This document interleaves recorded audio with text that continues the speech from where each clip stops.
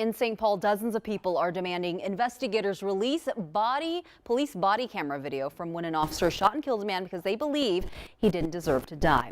Well, Kaya Edwards is live at police headquarters with what's next. Kaya, what can you tell us?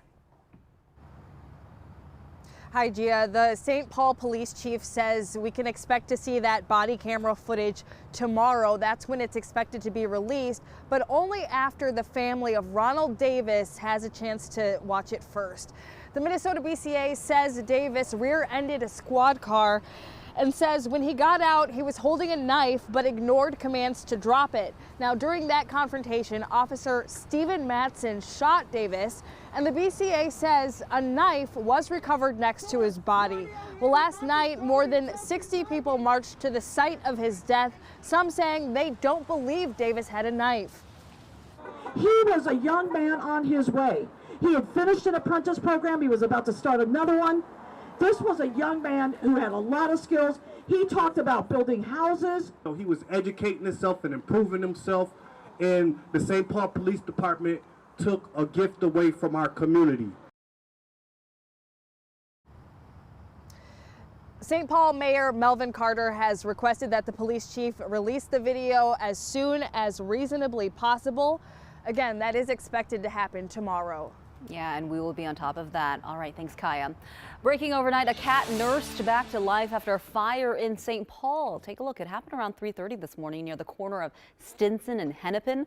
The cat there was pulled from the home and resuscitated. No one else was hurt. And we're taking you live now from MSP Airport this morning. Some travelers there, workers there, are calling for a raise in pay. They want $15 an hour. This afternoon, the Metropolitan Airports Commission will hold a public hearing to talk about if this will happen. Statewide, minimum wage will reach $10 an hour next year. In Minneapolis and St. Paul, it will be $15 an hour by 2022.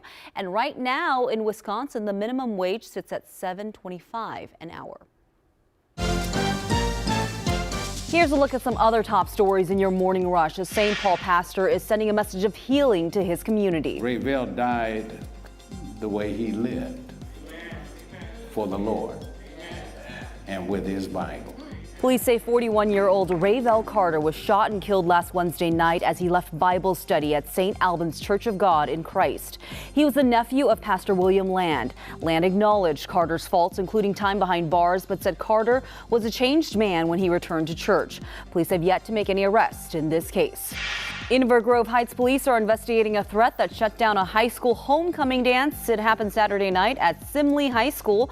Police said they evacuated students after a report of a possible weapon at the event. School officials say they aren't sure if there actually was a weapon.